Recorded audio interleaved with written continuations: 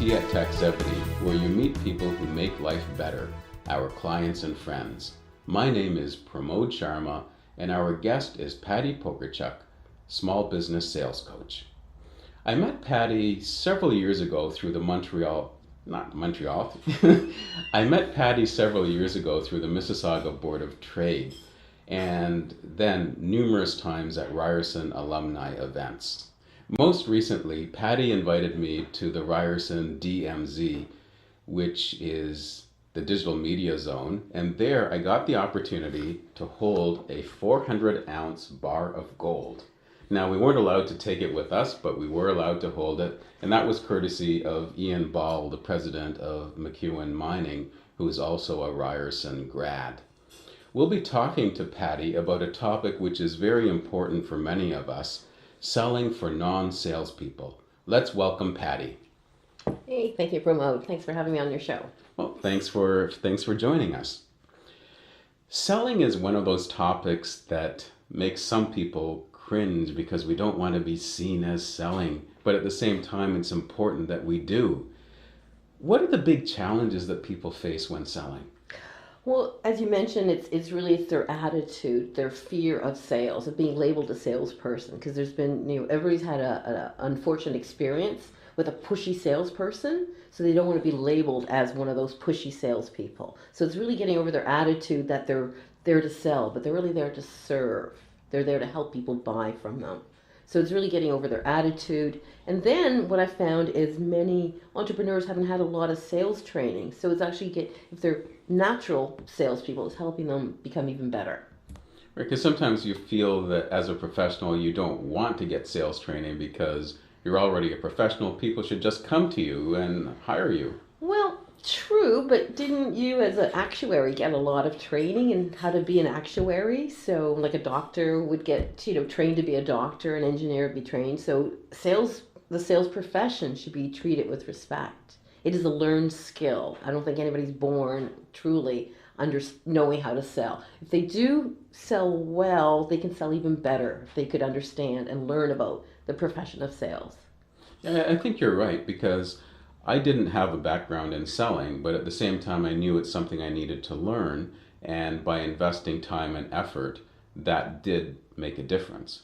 And sometimes people don't take the time to learn those skills. That's right, and a lot of the entrepreneurs I've been talking to, like accountants and lawyers and urban planners and entrepreneurs, is that they just sort of go, "Oh, you're right." Because I'm doing some market research of, what kind of training have you had? And I find that a lot of them haven't had much training, and it's kind of like, "Oh, don't tell me more." Like, what should I learn? Like, why should I learn more about sales?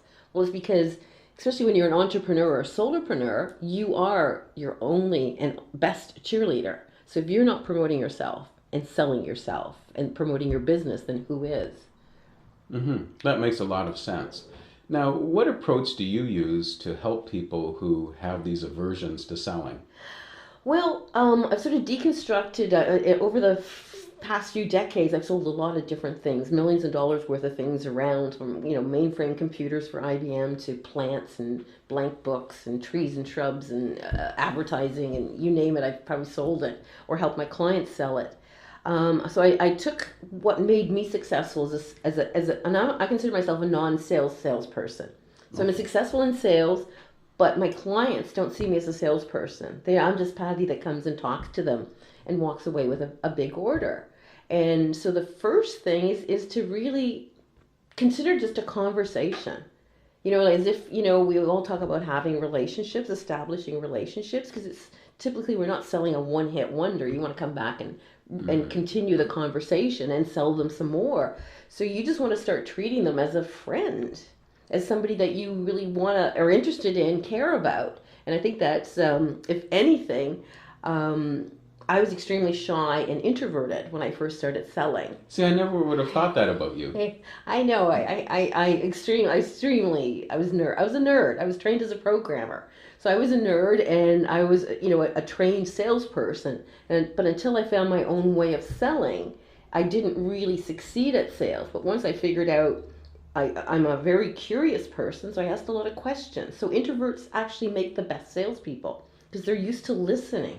Unlike the chatterbox that just wants to talk at you and tell them everything you want to know. An introvert asks really probing questions and actually listens. So it's active listening. It's being curious and caring.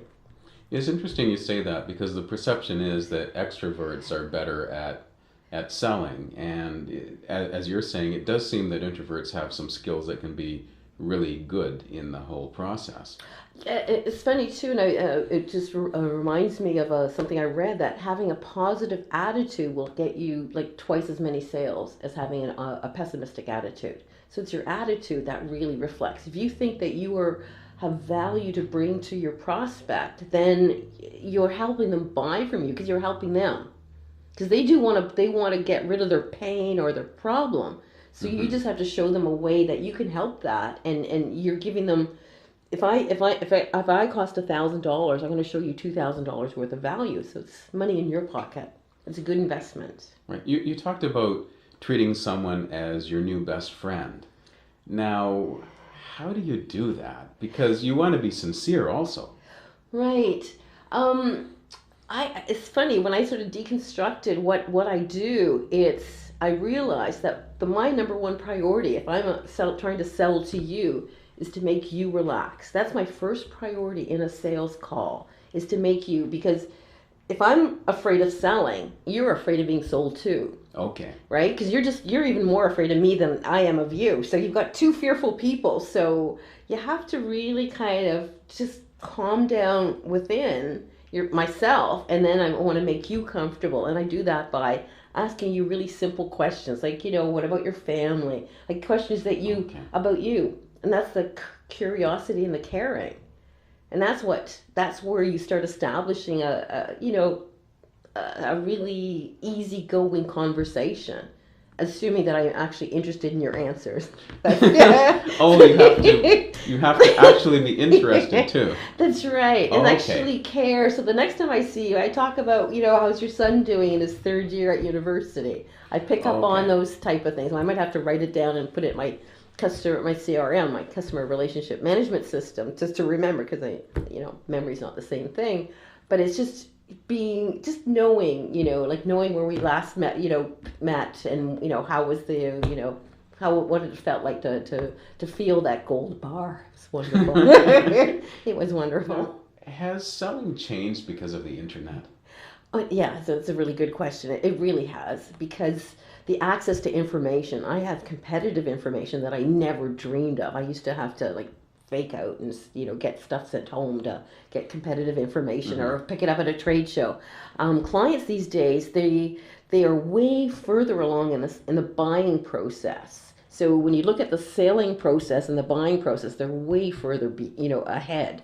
So they've already researched you. They've Googled you. They've looked at your LinkedIn Mm-hmm. profile. They know about you. So you better have done the same with them, and make sure that your digital footprint is firm, and that there's no embarrassing Facebook pages that show up. Okay. But yeah, so they know a lot more than they've ever have in the past. So you have to have a much more sophisticated approach in your question. You can't treat them as if they know nothing.